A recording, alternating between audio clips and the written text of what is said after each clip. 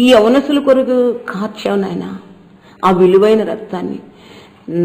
నా యొక్క ఎవరి రక్తాన్ని నేను దేవుని కొరకు ఖర్చు పెట్టాలా అన్నటువంటి హృదయాన్ని వాళ్ళ హృదయాల్లో కుమ్మరించు ప్రభువా అని అత్యధికముగా ఈ యవనస్తుల కొరకు నేను కూడా ప్రార్థన చేస్తున్నా.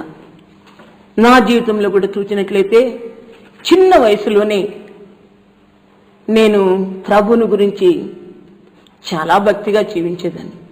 మా నాన్నగారు చాలా భక్తిగా పెంచారు.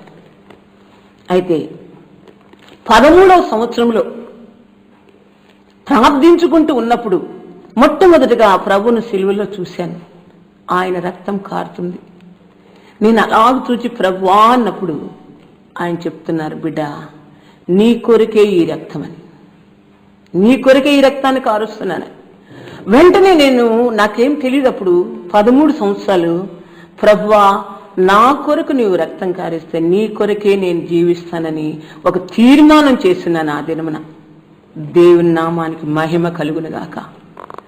ఆ తర్వాత 2 సంవత్సరాలు పరిశుద్ధాత్మ అభిషేకం కొరకు చాలా ప్రయాసపడ్డాను.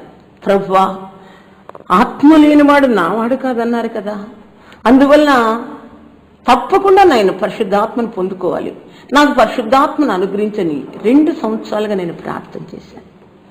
ఆ సమయంలో ఎక్కడ కూటాలైనా వెళ్ళి ప్రభువా నన్ను అభిషేకించు, ప్రభువా నన్ను అభిషేకించని. సరిగ్గా నాకు 15 సంవత్సరాలప్పుడు దేవుని యొక్క ఆ యొక్క దయ కరుణ నా మీదకి వచ్చింది. ఎలాగంటే నాకు గుండెలో కవాటం పంచేది, చాలా బలహీనంగా ఉండేదాన్ని. లేక పుట్టాను ఆడపిల్లగా. తల్లిదండ్రులు చాలా ప్రేమగా చూస్తున్నారు, అన్నదమ్ములు చాలా ప్రేమగా చూస్తున్నారు, కానీ నా గుండె బలహీనంగా ఉన్నా ప్రభు ఆత్మ పొందుకుంటే చాలు, నేను మరణిస్తే పరలోకంలో ఉంటాను అన్న ఒక గొప్ప ఉద్దేశంతో, పరిశుద్ధాత్మను పొందుకుంటే పరలోకంలో ప్రవేశం ఉంది, ప్రభు రాకడలో మనం ఎత్తబడతామన్న ఒక గొప్ప ఉద్దేశం నాలో ఉండి నేను కన్నీటితో ప్రార్థన చేసుకున్నాను. సరిగ్గా ఆగస్టు 14వ తేదీన ఎవ్వరూ తెలియకుండా ముంచడ బాప్తిసం పొందాను. ఆగస్టు 15వ తారీఖున మా ఇంట్లో నేను ప్రార్థన చేసుకుంటున్నాను, ప్రభువా బాప్తిసం పొందాను, నన్ను అభిషేకించని ఆయన్ని అడుగుతూ ప్రార్థన చేస్తున్నప్పుడు తెలియకుండానే ఒక అగ్నిగోళం నన్ను ఆవరించింది. వెంటనే అగ్ని అభిషేకాన్ని దేవుడిచ్చారు. 45 నిమిషాలు నేను ఆత్మలో నింపబడి అన్య భాషలతో నేను మాట్లాడుతుంటే మా ఇంట్లో వాళ్ళందరూ భయపడిపోయారు. ఏంటి పెంతుకొస్తాడు ఆత్మ ఏం పొందిందని. అయితే దేవుడు ఆ దినమున మామూలు అభిషేకాన్ని ఇవ్వల. 2 సంవత్సరాలుగా ప్రార్థిస్తున్నాను గనక ఆయన నన్ను కరుణించి అగ్ని అభిషేకాన్ని అనుగ్రహించారు. సరిగ్గా నాకు 15 సంవత్సరాలు. ఆ అభిషేకములో నా గుండెలో ఉన్న ఆ కవాటాన్ని దేవుడు బాగు చేశాడు. హల్లెలూయా, హల్లెలూయా, బాగు చేశాడు. టీనేజ్ వరకు బ్రతుకుతుంది అమ్మాయిని చెప్పారు, 19 సంవత్సరాల వరకు బ్రతుకుతుందని. కానీ దేవుడు ఆ దినమున బాగు చేసిన గుండెని ఈ 40 ఏళ్లుగా అది ఆగిపోకుండా సాగిపోతుంది. హల్లెలూయా, ఆమేన్.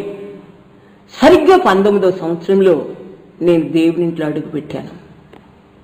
అంతకంటే 2 సంవత్సరాల ముందు అన్న సేవకు వచ్చారు, ఏసన్న గారు. ఆడపిల్ల నువ్వు సేవ చేయలేవన్నారు. కాదు, ప్రభు పిలుస్తున్నాను బిడ్డ, నా కొరకే నిన్ను జన్మింపజేశానని దేవుని ఇంట్లో అడుగు పెట్టాను.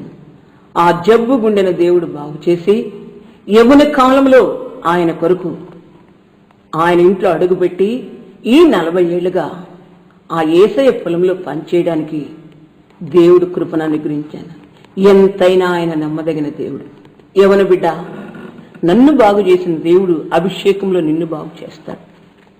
అలాగనే ఆయన సేవలో యవనస్తుల కొరకు అత్యధికంగా ప్రార్థన చేయడానికి దేవుడు కృపించారు. ఎంతో మంది నరక మార్గంలో పోయే వాళ్ళని దేవుని ఎదుకు ఆకర్షించడానికి దేవుడు కృపను అనుగ్రహించారు. ఈ విధముగా ఈ మంటి ఘటములో మహిమాత్మను కుమ్మరించి ఆయన మహిమ గల సేవను చేయించుకుంటున్నారు. అందువలన చివరి శ్వాస వరకు ఆయనకు సేవను చేసి ఆయన దగ్గరకు, ఆయన సింహాసనములకు చేరాలని నా చిన్నతమైన ఆశ. నిత్యముగా ప్రభు అది నెరవేరుస్తారు. ఇప్పుడు యెఫ్తా కుమార్తె జీవితంలో చూస్తే యవనస్తులు, శ్రేష్ఠులు, పరిశుద్ధ అలంకృతులు 3 రకాలుగా మనం చూస్తున్నాం. ఇప్పుడు ఈ యవనస్తులు తమ తల్లిదండ్రులకు సంతోషకరంగా జీవించాలంటే నిశ్చయముగా పరిశుద్ధాత్మ అభిషేకాన్ని పొందుకోవాలి. 2 నెలలు తన స్నేహితులతో ఆమె ప్రలాపించి ఏడ్చి తను ఇంకను పరిశుద్ధపరచుకొని తను దేవునికి అప్పజెప్పుకొని తండ్రి దగ్గరకు వచ్చినప్పుడు నిశ్చయముగా ఆమెను ఒక బలిగా అర్పించారు. యెఫ్తా కుమార్తె